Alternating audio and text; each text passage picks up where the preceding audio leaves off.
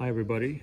Okay, so we're going to begin a introduction to using the CNC and setting up toolpaths. We're going to just be making a simple little candle holder because we can learn a couple of different things from this. We can learn how to do pockets to make these holes, contouring, cutting out the outline, and maybe I'll put a little chamfer on here too. This was all done just with like cheap, or not cheap, it's actually nice Baltic birch, but we're going to do it out of 2x4s. And actually we're gonna use just redwood 2x4s, so big old pieces.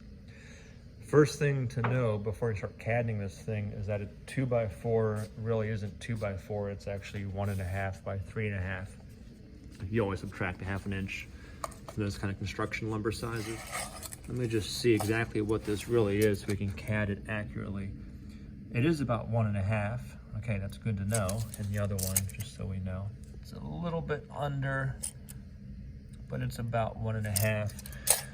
And just confirming, it is 3.5.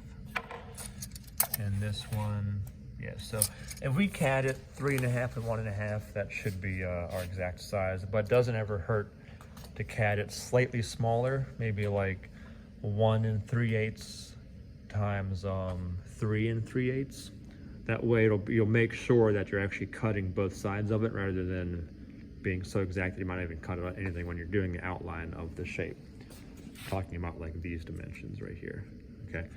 So that's what we're gonna use. These are the dimensions. I'm gonna go ahead and start CADing this, and then afterwards I'll set up a toolpath. You can see how that all works.